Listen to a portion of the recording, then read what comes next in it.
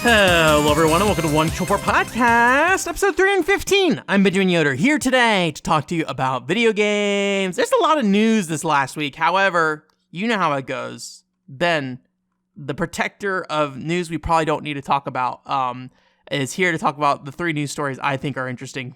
We also have a correction, actually, as well. So we're going to have a pretty short news section, despite it being a pretty busy news week.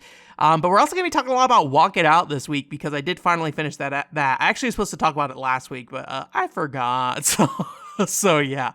But either way, we'll be talking about that pretty in-depth this week, doing our little review of it, essentially. But before we get too deep into everything, I just want to talk about, I had a post go up on the One Controller Port Ko-fi and website. If you did not read it, essentially what it is a post saying that my kind of original vision I had for the YouTube channel at the end of the year last year, in some ways kind of fell apart. I just couldn't quite ever find a direction I was happy with. And I think the core idea of what I'm trying to do with the YouTube channel still makes a lot of sense, but I just think the way I was trying to do it was not necessarily the smartest way, and I worried that I was going to be basically making videos for essentially nobody, and I think that's what I'm trying to get away from, is like making videos for nobody, right? I think like most of my videos often are videos I just want to make, which is fine. Like, I think that's good as well. But it does make a situation where, you know, unless you care about exactly the same things I care about, like a lot of the channel is just kind of irrelevant to you. And, that is not great if you want to, like, you know, maintain a listener base kind of thing. Right. So, you know, I was trying to get a way to get like all these different topics under one umbrella and just make it more about the tone of which we talk about things, and like the direction in which we talk about things would be the consistent thing that kind of kept everybody on board. But when I looked at it on paper, I just kind of felt like the people I'd be trying to reach, I probably wouldn't be reaching, unfortunately. So I kind of set that aside for now. I have another big project I'm working on, so I figured it would probably be better to focus my efforts on that project. That is more of a, also a project that I think has at least some, I think it like honestly follows a lot of the same ideas that I have for the YouTube channel. But the big thing is that I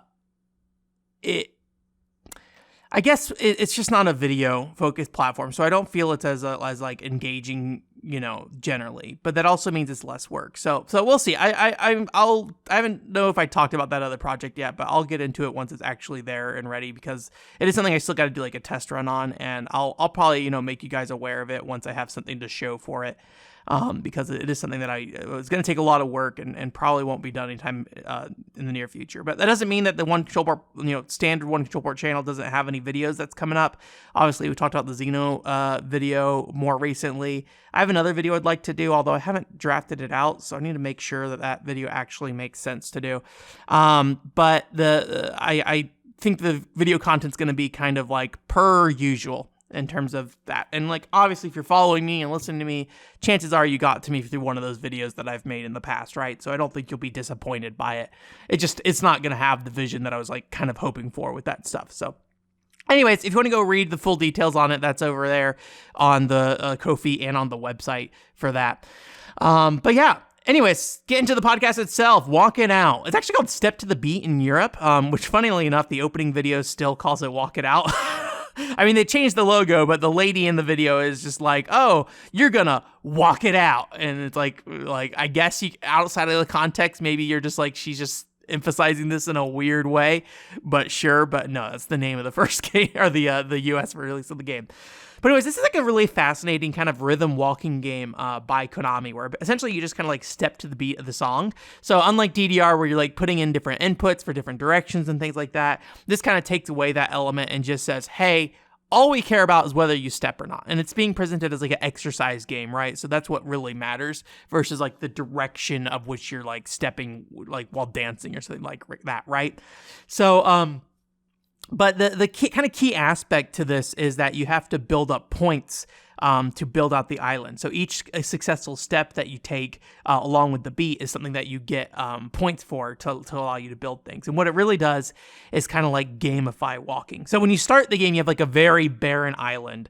And so what you're building on this island using those points are things like shops, houses, attractions, infrastructure. There's also like things in nature like constellation and plants and things like that as well. And you kind of just like use the Wii remote while walking around to click and point and build things, which actually can be a bit challenging while walking, I feel like sometimes, but as a fairly casual game, I don't think that really gets in the way. But how it actually tracks you walking itself is actually 3 different ways. You can either use the Wii balance board, you can use the DDR pad, or we can use the method I use, which is the nunchuck, which in my opinion is probably the more convenient option, probably the less accurate since the other two are like tracking an actual step, where the nunchuck is just using general motion to figure out if you're stepping or not. But I will say, most of the time, I felt like the nunchuck was like pretty accurate, but it definitely can feel finicky at times. And I think anytime you introduce the vagueness of motion controls, when you're having a problem like lining up with a song, it can be easy to like start to blame that on the nunchuck, even if it is your own problem of just not being in rhythm with the song itself. But however, despite it being that kind of more casual experience, what building points does is essentially gives you incentive to time yourself to the music. So when you are playing, it switches between different songs through a playlist, and each of those songs have different beats and things like that, right? So where in real life, when you're out walking to music, you have to kind of like tell yourself, I'm going to walk to different like speeds of music if you want to like have that be a way to kind of like vary your walking speeds. Is like, I think it's like considered a more healthy thing to like walk between different speeds, but I don't really know. Don't ask me. I'm not a health man. I'm a video game man. But essentially that's what kind of helps you do is like those points incentivize you to kind of keep in tune with the song itself. There are things that you can buy on the island that are functional. Most of the things I mentioned earlier are completely aesthetic. So it just, is something you can look at and it's like, cool, I built that.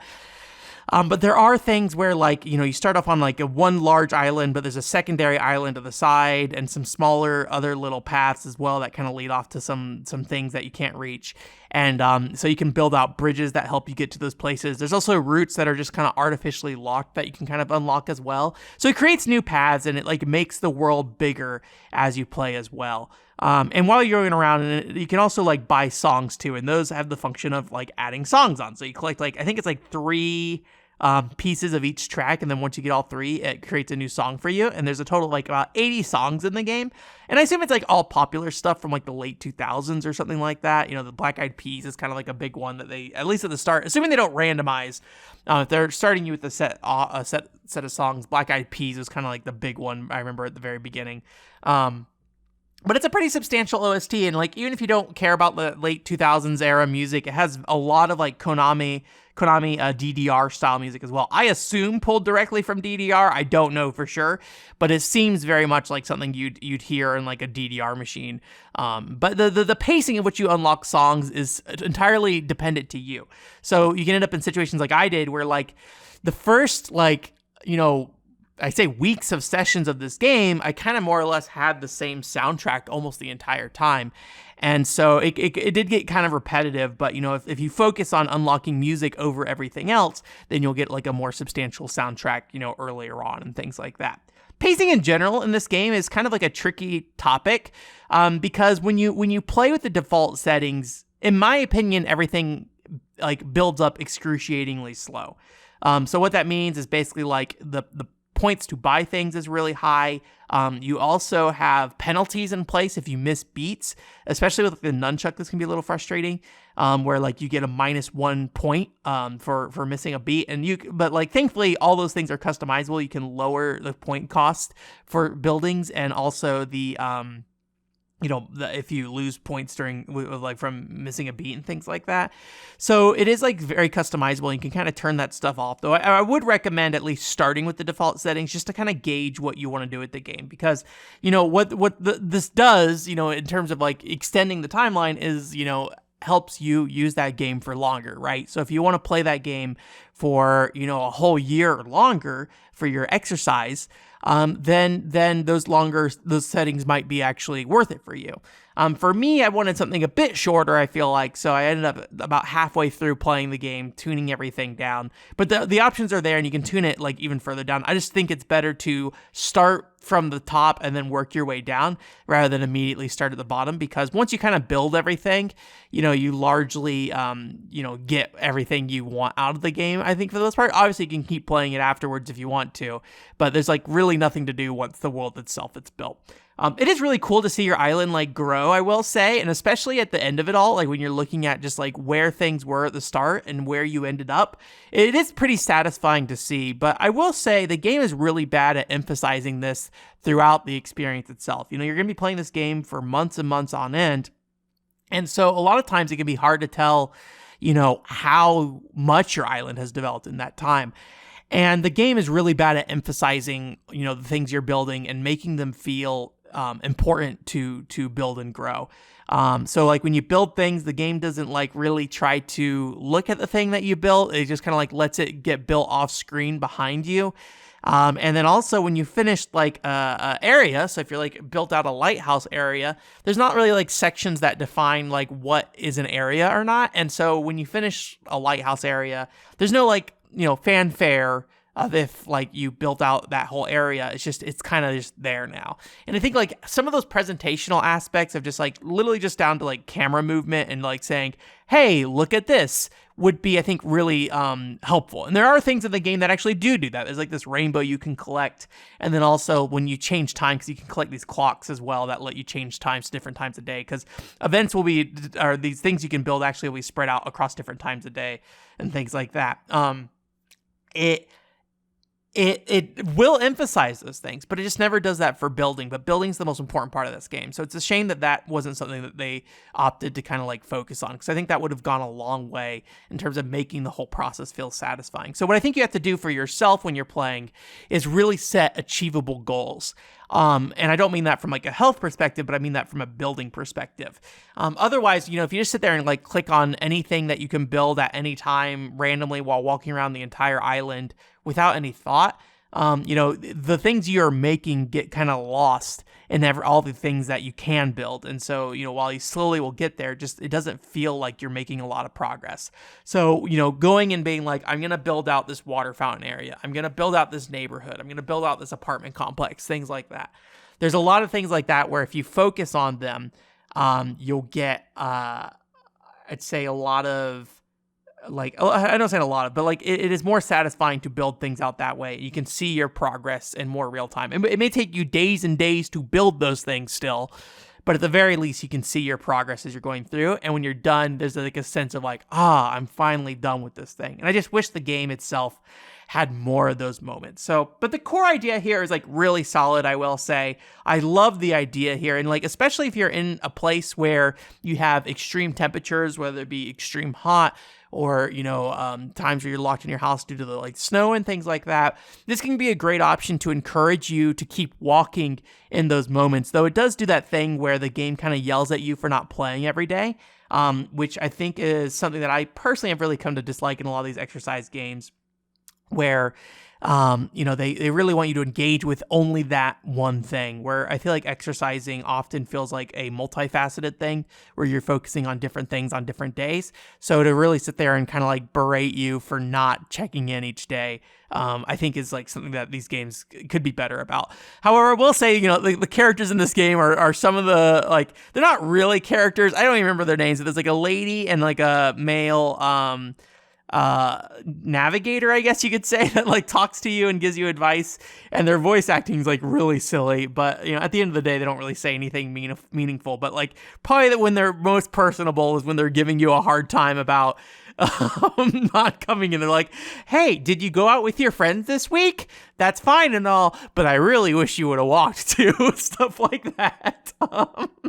So I think like just having like ways to customize the ability to say, how often do I want to check in? What is my goal in interacting with this game? I wish I saw more of that kind of stuff in exercise games. Admittedly, this is like an older one though, so maybe that's something in more recent games as well. But I really think the layers on top of this game really could have been fleshed out in just very slight ways that would have made this like a significantly better experience. But I think the core there is still great. If you're looking for just like that cool, consistent exercise game with walking, I think this is a great option for anyone who is interested. And unfortunately, I don't really know of too many other games like this. So part of me really hopes we see something like Walk It Out again.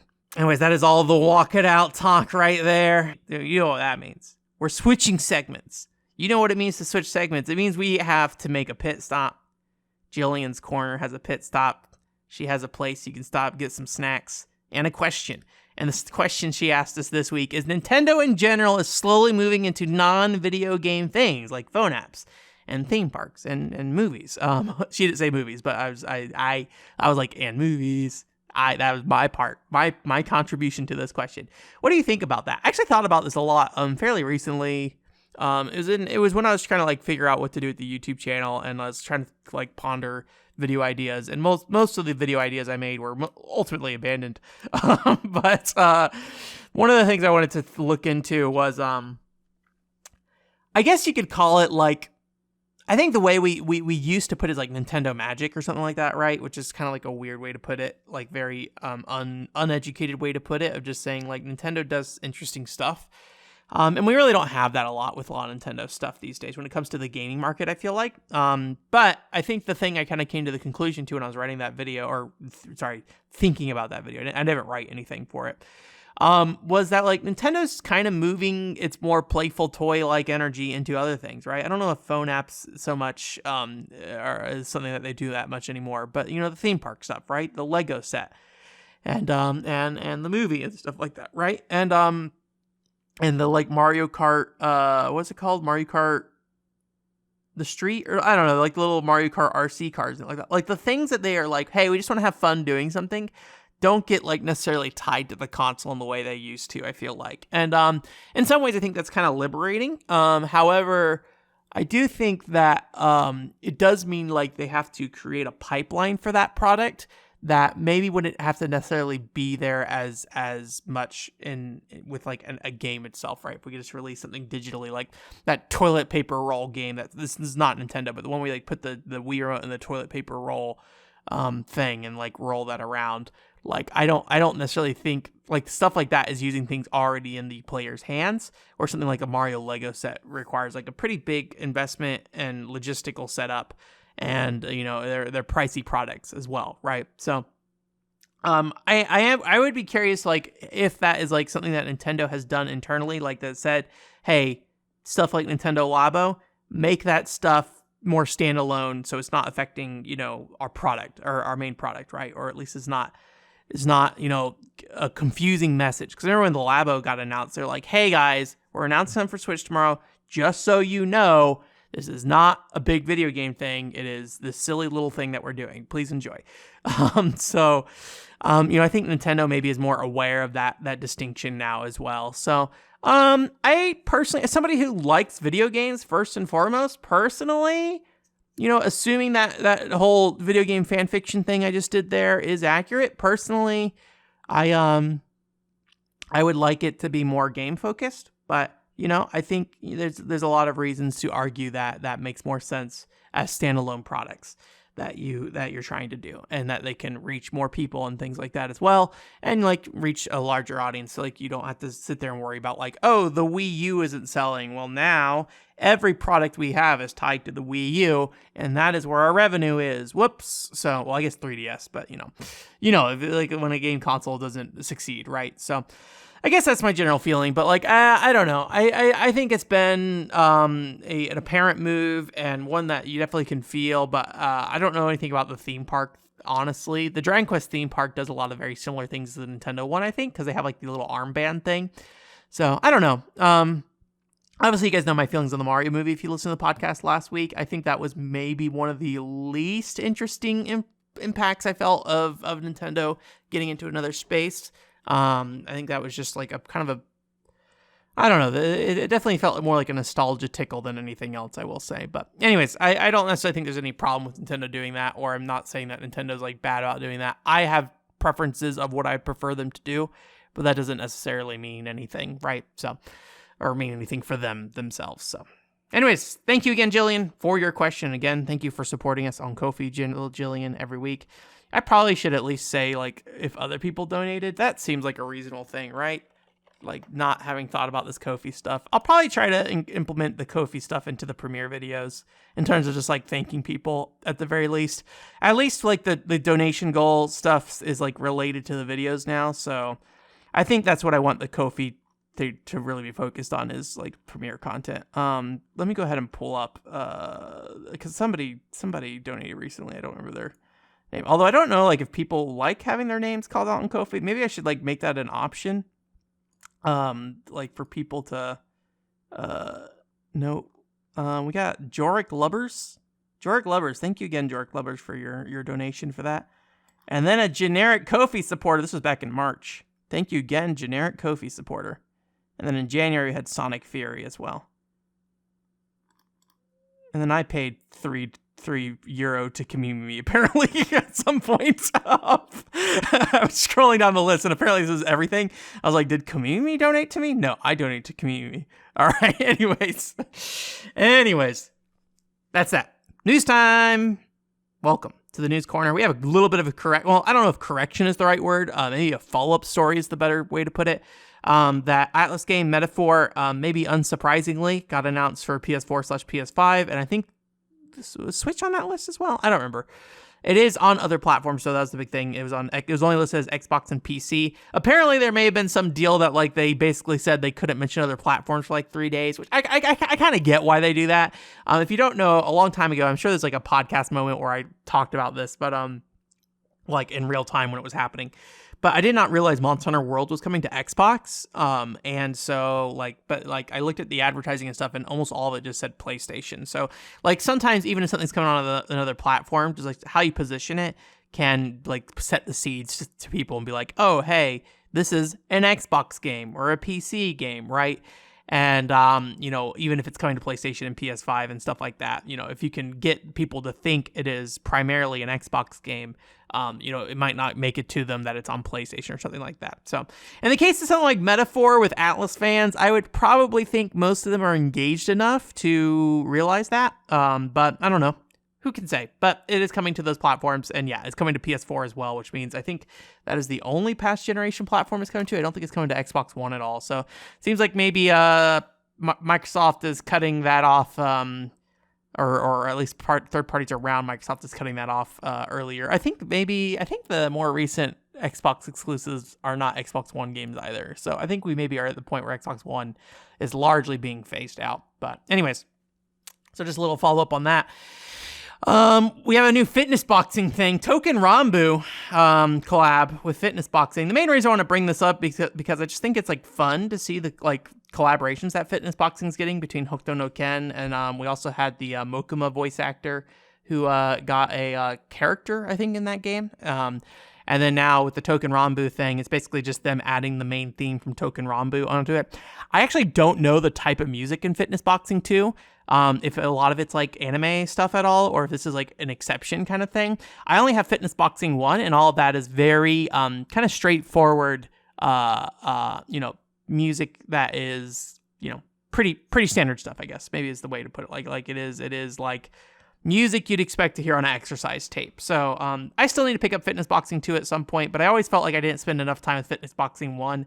I probably should just go ahead and start that. I've been trying to get Active Life set up, but I need to patch the I figured out the problem with me not being able to load up those games through a USB stick on my Wii with a dead disk drive was that I need to like patch some like iOS file or something like that. So, or ISO file. I don't remember what it is. It's like whatever the like there's like a file type that the Wii uses that you can patch system files for. So yeah, but I need to check that out. But anyways, that was kind of a cool little thing. And then our last news story, like I said, pretty light news this week. The last news story is actually from the Capcom event. Capcom announced that they're doing Rockman X Dive Offline, which if you don't know, Rockman X Dive is a mobile game that they had as a live service game. And they recently announced they were shutting down I think the Japanese and English versions, but I think maybe the Asia Pacific version still running or something like that. Anyways, I don't remember exactly which ones are shutting down, but something with Rockman X Dive is shutting down, even though one of the servers are still online. But they're releasing that content as offline content, which is really cool to see. I would like to see more devs do that kind of stuff generally. I think hopefully, something that has been learned in more recent years, and I feel like maybe things like Chocobo GP and things like that help. Although I don't think Chocobo GP was messaged in a way to work, or that was obvious, but trying to kind of get a last hurrah out of that content, right? Just being like, hey, if we can like package this in a way where we can basically, just set this game to an offline setup and then let people keep playing it, we can let people just buy into that and enjoy it. Obviously, that's not going to work for every game, and I think a lot of it probably depends on what you build your game as ahead of time. It's probably something to consider early on of whether or not we want to build this game in a way that we can, essentially take away the server aspects and still have it functional. Because if you have a bunch of tie-ins to a server, it becomes significantly harder to continue to kind of reverse engineer it all at the end and make something that is offline essentially, right? It's why that I don't think Final Fantasy 11 probably would ever have a Final Fantasy 11 offline, at least not a port basically. Because I think a lot of that game would probably require a lot of reworking. I don't know how much the server, I could be wrong, but I feel like the server side's doing a lot in that game, I think. So anyways, I think you could run a local server probably and just play it by yourself, but that's kind of a whole other thing. So anyways, I think that's pretty cool. But yeah, otherwise the Capcom event I think was fine. It was a little Pragmata showcase, but that just got delayed, and I don't think it showed enough gameplay for me to really say too much about it. There's also some more Ace Attorney stuff. 3DS games coming to new platforms in HD is always something I'm happy about. But yeah, basically the last 3 games in the trilogy of Ace Attorney games are coming to home consoles, and some of those games are in 3D. So it's nice to see those games upscaled in a nice way. So that's pretty cool to see. But yeah, otherwise just kind of not a lot to talk about, I think. Just kind of the usual E3 kind of stuff. There's a Ubisoft showing, and nothing really stood out to me in the Ubisoft showing either. I like Ubisoft generally, but it's pretty rare Ubisoft stuff really, really jumps out at me. So it's just more likely to jump out at me than a EA or something like that. So, although A Way Out was really good, and I'm interested in seeing what the I forget what that team's called, the A Way Out and It Takes Two team. I'm curious to see what they do next, and hopefully it's better than It Takes Two, because I feel like It Takes Two definitely played better than A Way Out, but I feel like didn't have as much as the charm as A Way Out. So. Anyways, that's it for this week. Thanks so much for coming. OneControlBar.com is the website. I'm working on PCFX podcast stuff, so hopefully going to have something like that or something about that up here fairly soon. And then once I'm done with that, I got some other project stuff I need to work on, and then hopefully start working on the Xenoblade video as well after that. So we'll start, finalizing that script and getting us to a point that we can start editing that video. So, boy, I don't know what footage you're going to need for that video. I hope not that much, but we might need to play some Xenosaga. That might be something that has to happen. I will probably not beat Xenosaga. Those games are too long. Anyways, that's it for now. Thanks for coming, and I hope you guys have a great week. Bye.